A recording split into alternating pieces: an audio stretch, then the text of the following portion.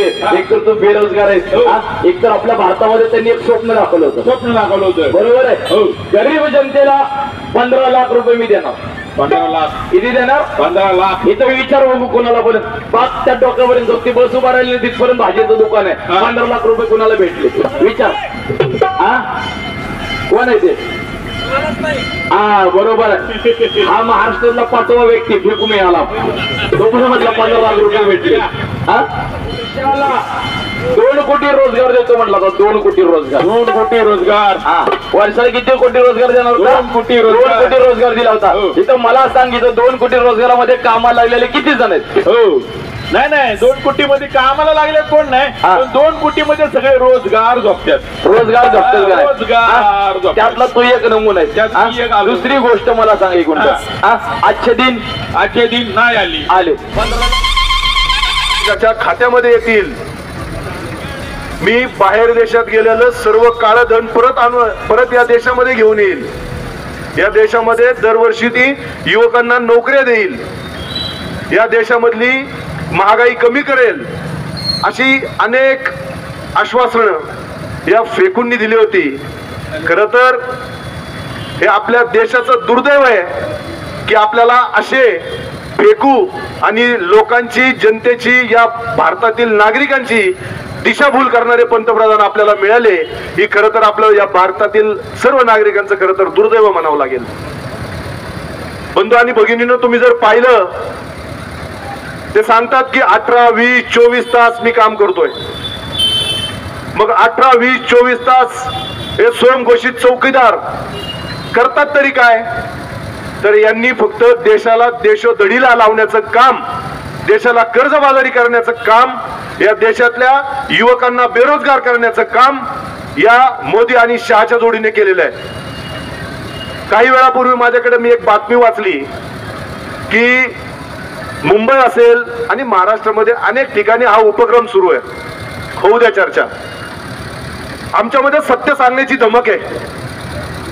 सत्य हे सांगितलं पाहिजे, लोकांच्या मनावरती ते बिंबवलं पाहिजे. कारण की ज्या चुकीच्या गोष्टी होत्या त्या चुकीच्या गोष्टी सांगून तुमची आणि माझी फसवणूक झाली, ही आता उघडकीस आणण्याची वेळ आलेली आहे.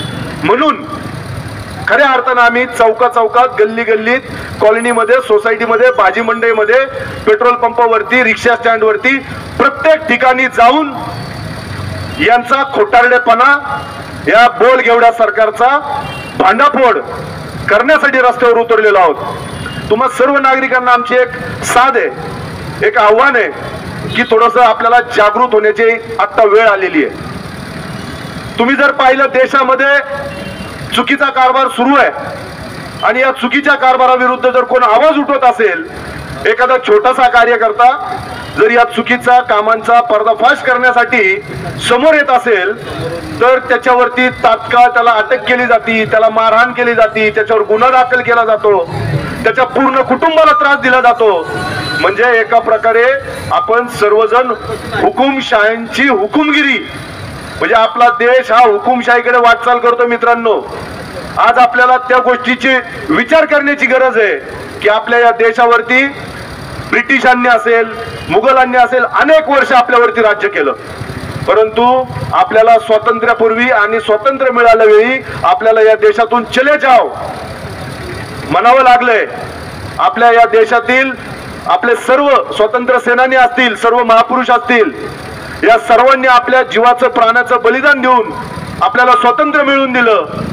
परंतु स्वातंत्र्य मिळाल्यानंतर या देशामध्ये सर्व नागरिक गुण्या गोविंदानं सुखा समाधानानं राहत असताना अचानक 2014च्या अगोदर असं काही भासवण्यात आलं की आपला देश देशोधडीला लागलाय, आपला देश कर्जबाजारी झालाय, आपण कंगाल झालोय, आपल्याला नोकऱ्या नाहीत.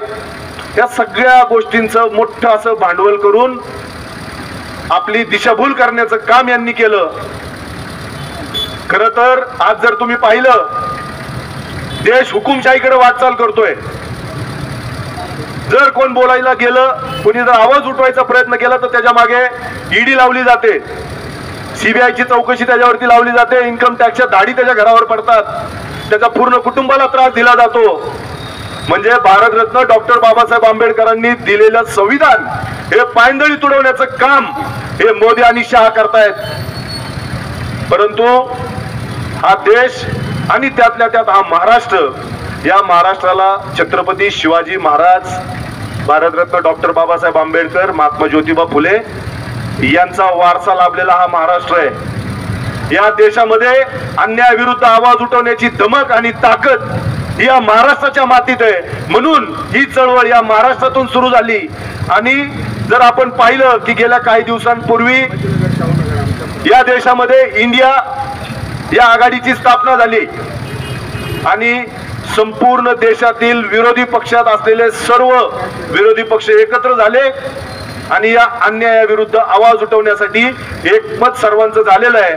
आणि आपल्या सर्वांना अभिमान वाटेल असं या सर्वांचं नेतृत्व करण्याची क्षमता ही उद्धव बाळासाहेब ठाकरे यांच्यामध्ये आहे, हे सिद्ध झालेलं आहे. आपण सर्वजण या ठिकाणी चर्चा करत असताना मला असं वाटतं एका गोष्टीचा आपण विचार केला पाहिजे. गेल्या अनेक दिवसांपासून आपण जर पाहिलं, गेल्या 2.5 वर्षाचा काळ जर तुम्ही पाहिला तर महाविकास आघाडीचं सरकार या राज्यामध्ये होतं. महाविकास आघाडीचं सरकार असताना या महाराष्ट्रावरच नव्हे तर संपूर्ण देशावरती भयंकर अशा कोविडने हल्ला केला होता.